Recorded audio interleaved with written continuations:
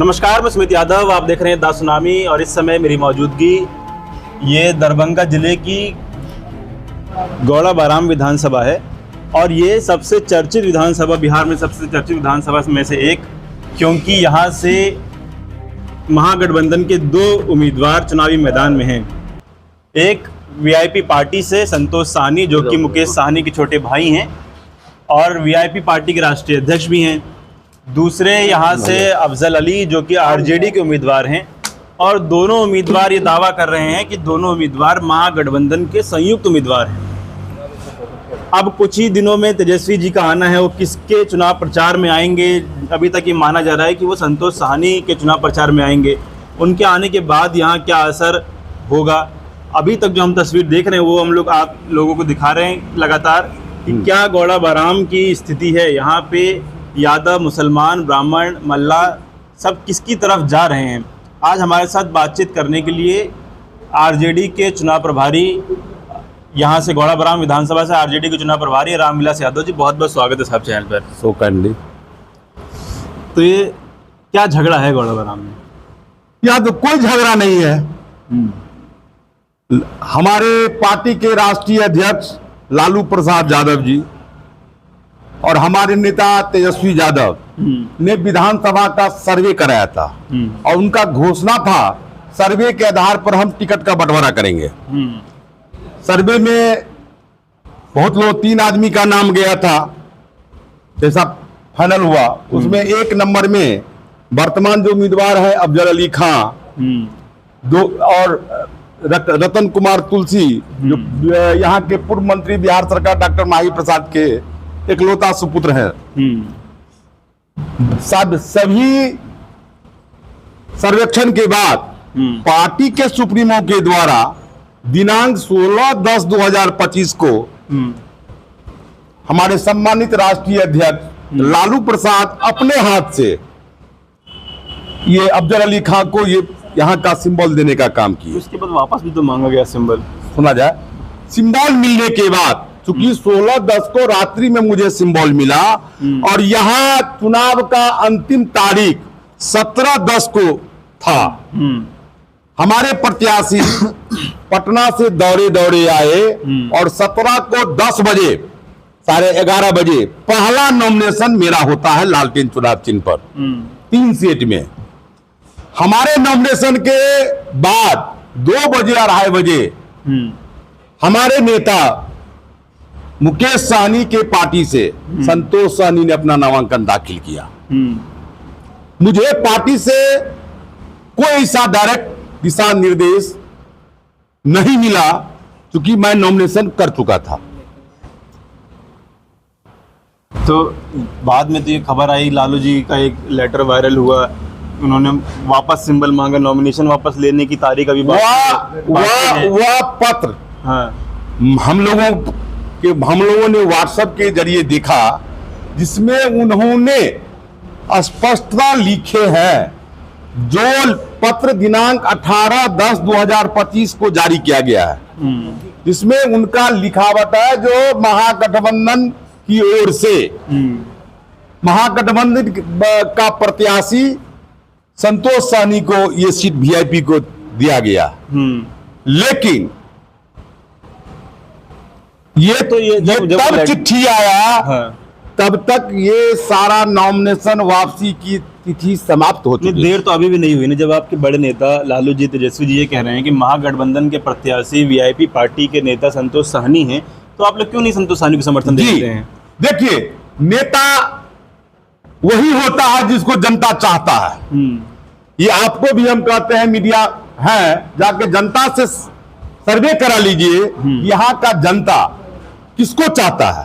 जनता ने जबरदस्ती कहा, आज आप अगर चुनाव नहीं लड़िएगा तो हम लोग ये सीट हार जाएंगे, बुरी मत से हार जाएंगे और वोट इधर उधर हम लोगों का जो संगठन है वह टूट जाएगा। जनता लालू जी और तेजस्वी जी को चाहती होगी ना, निश्चित रूप से, क्योंकि हम लोगों का जो लड़ाई है। तो जब यहाँ की जनता लालू जी और तेजस्वी जी को चाहती है और लालू जी और तेजस्वी जी ये कह रहे हैं कि यहाँ के प्रत्याशी वीआईपी पार्टी के नेता संतोष साहनी हैं, तो आप लोग क्यों नहीं उनको नेता मान लेते हो, क्यों नहीं उनको प्रत्याशी मान लेते? हमारे नेता आज भी, पहले भी तेजस्वी यादव थे हाँ। आज भी हैं, कल भी रहेंगे। और जहां तक महागठबंधन का सवाल है, तो महागठबंधन के नेता हमारे बड़े भाई मुकेश सहनी हैं, उनका भी वो हमारे नेता है। और उनके भाई जो चुनाव यहां लड़ रहे हैं संतोष सहनी, वो हम लोगों के छोटे भाई हैं। हमारी लड़ाई संतोष सहनी से नहीं है, हमारी लड़ाई यहाँ के सांप्रदायिक शक्ति के जो प्रत्याशी हैं, ये भाजपा जो बहुरूपिया पार्टी कहे जाते हैं, उनके जो उम्मीदवार हैं सुजीत कुमार सिंह जी, उनसे हमारी लड़ाई है। तो हमें संतोष सहनी से कोई बैर नहीं, कोई खैर नहीं। हमारी लड़ाई जिससे है उससे हम लोग लड़ने के लिए तैयार हैं। अच्छा, यहाँ का जो समीकरण बताया जा रहा है कि यादव मुसलमान का ही पर्याप्त वोट है जीत हासिल करने के लिए, जी देखिए, तो अगर तेजस्वी जी आएंगे यहाँ चुनाव प्रचार करने संतोष जी के समर्थन में, तो यादव आपके पास छिटकेगा नहीं? देखिए, जिस दिन तेजस्वी यादव का अगर यहाँ प्रोग्राम होगा गौड़ापुरम विधानसभा में, यहाँ का एक एक राजद का कार्यकर्ता झंडा लेकर, लालटेन छाप का लेकर तेजस्वी के मंच के आगे में सभा को भरने का काम करेंगे। और तेजस्वी जिंदाबाद रहेगा, लालटेन छाप जिंदा रहेगा, बस। और संतोष सहनी जिंदाबाद नहीं रहेंगे? मुकेश सहनी हमारे नेता है, मुकेश सहनी जिंदाबाद। मुकेश सहनी हमारे नेता है गठबंधन के। तो ये कैसा गठबंधन हुआ कि आप जो है दोनों लोग एक ही साथ चुनाव लड़ रहे हैं अलग अलग? देखिए, चूंकि जनता के भावना को देखते हुए और हमारी लोकप्रियता, यहाँ राजद का संगठन मजबूत था, जिस कारण लालू प्रसाद यादव जी ने मुझे सिंबल देने का काम किया और हमने अपना नामांकन दाखिल किया। अब चूंकि जनभावना लोगों का ऐसा है, जो आप ही बीजेपी को शिकस्त दे सकते हैं, तो जनता की भावना को देखते हुए हमारे जो उम्मीदवार हैं अफजल अली खान, बीजेपी को पटकनी देने के लिए यहाँ चुनाव लड़ रहे हैं। तो जब गठबंधन की आप लोगों को जरूरत नहीं थी, क्योंकि मुकेश सहनी जी ने इस गठबंधन की शुरुआत करी थी 60 सीटों से, और लेकिन अंत में होते होते वो 15 सीटों पे उन्होंने सेक्रीफाइस करके 15 सीटों पे उन्होंने कहा चलिए ठीक है हम 15 सीटों पे चुनाव लड़ेंगे। लेकिन उन 15 सीट में भी अब यहाँ ऐसी अड़चन अब आरजेडी की तरफ से कोई अड़चन नहीं है, नाराजगी नहीं होगी, कोई नाराजगी नहीं है। हम लोगों ने सहर्ष मुकेश सहनी को बिहार का उप मुख्यमंत्री स्वीकार कर लिया है। हमारे नेता ने चुनाव से पहले घोषणा कर दिया, जो सरकार, ये महागठबंधन की सरकार बनने पर मुकेश सहनी हमारे उप मुख्यमंत्री होंगे। तो इसे मैं सहज स्वीकार करता हूँ। हम लोगों में ये खुशी है, जो एक अति पिछड़ा का बेटा बिहार का उप मुख्यमंत्री होगा और तेजस्वी को मुख्यमंत्री बनाने में मदद करेंगे। और हम लोगों का मकसद है तेजस्वी को मुख्यमंत्री बनाना और मुकेश सहनी को उप मुख्यमंत्री बनाना।